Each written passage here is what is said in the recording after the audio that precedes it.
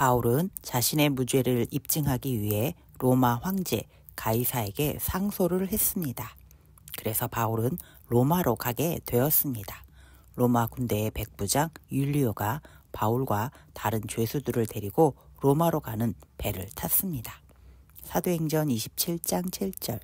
배가 더디가 여러 날 만에 간신히 니도 맞은편에 이르러 풍세가 더 허락하지 아니하므로 살모네 앞을 지나 그레데 해안을 바람막이로 항해하여, 옛날 배는 바람에 따라 나아가는 큰 돛담배입니다. 바람 방향이 목적지와 다르면 빨리 갈 수가 없습니다. 바울을 태운 배가 바람 때문에 잘 나아갈 수 없게 되었습니다. 간신히 그레데 섬 남쪽에 위치한 미항에 도착했습니다. 바울은 바람이 너무 거세기 때문에 지금 항해하는 것은 위험해진다면서 미항에 머물렀다가 바람이 좋아지면 출발하자고 의견을 말합니다. 그런데 배의 주인인 선주와 선장, 선원들은 그레데 섬 서북쪽에 있는 베닉스로 가자고 합니다. 백부장은 바울의 의견보다는 선주와 선장의 말을 더 신뢰했습니다. 그래서 베닉스로 가기로 합니다. 사도행전 27장 14절. 얼마 안 되어 섬 가운데로부터 유라굴로라는 광풍이 크게 일어나니, 갑자기 큰 광풍이 불었습니다. 배가 앞으로 나아갈 수가 없게 되었습니다. 사공들이 배를 조절할 수 있는 상황이 아닙니다. 그냥 바람에 밀려가는 대로 있을 수밖에 없습니다. 배에 물건을 다 꽁꽁 묶었습니다. 돛도 내렸습니다. 사공들은 풍랑과 맞서서 열심히 일을 했습니다. 하지만 사흘째가 되면서 포기했습니다. 배가 뒤집어지지 않기 위해서 가볍게 하려고 물건들을 바다에 버렸습니다. 사도행전 27장 20절.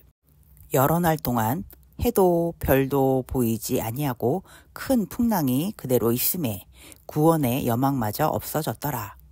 여러 날 동안 낮에 해도 보이지 않을 정도로 비바람이 거세게 불었습니다.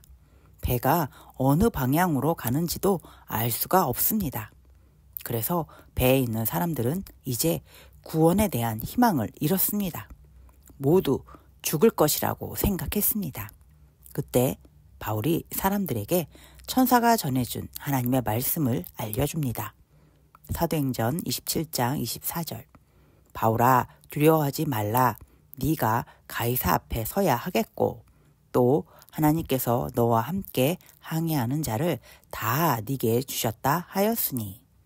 하나님께서 바울은 로마에 가서 가이사를 만나게 될 것이라고 말씀하셨습니다. 하나님은 반드시 바울을 지키시고 로마로 안전하게 도착할 수 있게 해 주실 것입니다. 그리고 바울과 같이 배에 있는 사람들도 안전하게 될 것이라고 말씀해 주셨습니다. 바울은 약속을 반드시 지키는 하나님의 말씀을 배에 있는 사람들에게 알려주면서 안심을 시킵니다. 배의 선주, 선장, 선원들은 배와 바다의 전문가들입니다. 그렇지만 거센 풍랑이 너무 두려워서 항해를 할 수 없는 상태가 되었습니다. 자신들의 생명도 지킬 수 없어서 모두 두려워하고 있었습니다. 그런데 하나님은 어떻게 거센 풍랑 속에서 바울과 다른 사람들을 안전하게 로마까지 데리고 가실 수 있을까요? 창세기 1장 1절. 태초에 하나님이 천지를 창조하시니라. 시편 95편 5절. 바다도 그의 것이라. 그가 만드셨고 육지도 그의 손이 지으셨도다. 하나님이 천지의 모든 것을 만드셨습니다. 하나님께서 바다의 주인이시고 바람의 주인이십니다. 배의 선주, 선장, 선원들은 바다에 대한 경험은 많지만 이 큰 풍랑을 이길 수는 없습니다. 하나님은 바다의 풍랑을 다스릴 수 있으십니다. 하나님의 말씀 안에 있는 자, 하나님의 말씀을, 하나님의 약속을 믿는 자는 바다의 풍랑도 두려워할 필요가 없습니다. 하나님께서 이길 수 있도록 해 주실 것이기 때문입니다. 극일교회 어린이 여러분, 하나님은 천지 만물의 창조주이십니다. 천지 만물의 주인이십니다. 하나님은 세상의 어떤 어려움도 이길 수 있으십니다. 하나님의 자녀는 어떤 어려움이 다가와도 두려워할 필요가 없습니다. 왜냐하면 하나님께서 반드시 이길 수 있도록 도와주실 것이기 때문입니다. 항상 하나님의 말씀 안에, 하나님의 언약 안에 거하는 어린이가 됩시다.